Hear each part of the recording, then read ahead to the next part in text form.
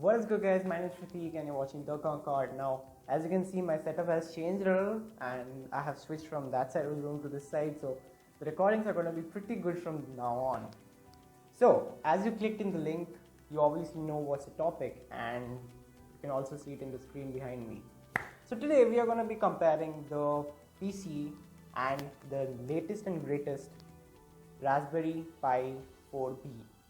Okay, now it has been a few months that the Raspberry Pi 4B has been launched, and I feel it's a really good device since I have already used it and I'm a huge fan of the Raspberry Pi series, honestly. Now, there are two type of people. Number one, people who don't really use their laptops as much, or they don't really do gaming and stuff like that. And number two are people who do hardcore stuff like editing and gaming.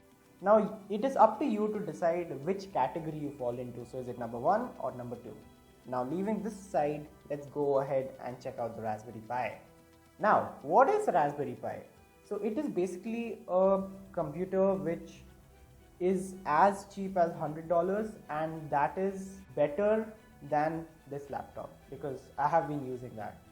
So let's check out which Raspberry Pi do I use. So this is the Raspberry Pi that I use. This is the Raspberry Pi 3B, and I don't have the 4B currently, so I couldn't showcase it, although this is it. So if you just go ahead and break open the parts, you can see the Raspberry Pi in its glory. So this is the computer itself. Now this particular model has a Broadcom Corex A53 64-bit SoC at the rate 1.4 GHz, which is a 1 GB LDDR2 RAM. It has Bluetooth 4.2 BLE and a 300 Mbps max to max Ethernet port. Now right beside that you can also see a full-size HDMI port and a few more ports. Now primarily for this, I would suggest go ahead and use the Raspbian, but also you can use Windows 10 with it.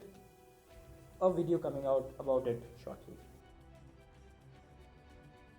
Okay, Pratik, good to know all these, but what about the performance? Wow, yes, I'm glad that you asked the question. So I'll just show you the boot sequence of the Raspberry Pi 3 which I have. So this is the screen that has been included with it. Now I'm just going to connect this power bank and I'll just move aside so that you guys can decide by yourself. Time lapse. Now as you guys can see, the Raspberry Pi has rebooted itself within 40 seconds. Although there is some lag in the software while I'm using the keyboard or the mouse, I think it is the software's problem, and surely this will be repaired if there's a future update. Now, talking about the Pi 4, which I have already tested, that product is completely different from the Raspberry Pi 3. Now, the problem with Raspberry Pi is where if you used it and you have felt the performance, you can tell that it is not worth it. But since now that I'm using it, let's go ahead and see. Let's talk about the Pi 4. With this, you will get included a 8 gigs, 4 gigs or 2 gigs version instead of the locked 900 megabits of the Pi 3, USB 3 as well as USB-C instead of USB-A, 4K dual display support, a gigabit Ethernet port, and one of the fastest processors at only $100. Okay, now continuing with the performance. Yes, I have used the Raspberry Pi 3B for almost a year now, and I would say, according to testing results, you can open as much as 3 Chromium browsers, 2 Office pages, and then the system will crash. Although, as soon as I started using the Raspberry Pi 4B, I was blown. Honestly, that is what you call speed. Okay, now you will be shocked by what I have to say. Chromium, you can open 12 pages along with 4 Office PPTs or LibreOffice PPTs along with 1 fully loaded game. Now, this is how much you can do with the Raspberry Pi 4B 8 gigabits. If you're enjoying this video, please do consider clicking on the like, subscribe and the notification button. Okay, Pratik, I get all of this, but what about the cooling part? Yes, that is a real big challenge to the Raspberry Pi. The surface gets as hot as 80-90 degrees Celsius, which is really bad for the Raspberry Pi. And there comes the play of the Raspberry Pi fan. Now you can get that in the official Raspberry Pi store, which keeps the surface temperature to as low as 50-60 degrees Celsius. You really need that. What are the peripheries to use with the Raspberry Pi? Now you can use unlimited peripheries like touchscreen, you can use cameras, you can use etc. But for me, if I were to use it as a desktop, I would use one of these. So this is a power bank, or you could also use a power supply which has to be 15 watts. It cannot be less than that. You can use a 4K dual screen with this guy, as I already mentioned before. You need a mouse, you need a keyboard, and that's about it. Should I change my desktop to the Raspberry Pi?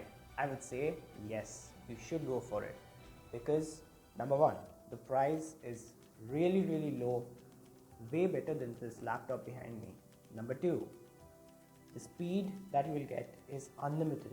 For 7,900 bucks, that is 8 gigabits. My laptop is 4 gigabits, so that's into 2 times. Although you should keep in mind, you should not go for the 2 gigabit version, because that is not as low priced than the 8 gigabit, but it is really slow and you'll just break your head on it. It's going to be really slow. Coming back to the group 1 and group 2 people. Group 1, people who don't use their PCs as much, or they don't use it for hardcore stuff.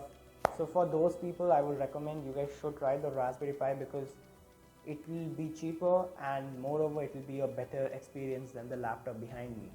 For the group 2 people, I would suggest do not use it, because you would need something which has a memory greater than 64 gigabits, and I would suggest do not use the Raspberry Pi at all. Or if you want to try something out new, you should definitely go on with the Raspberry Pi.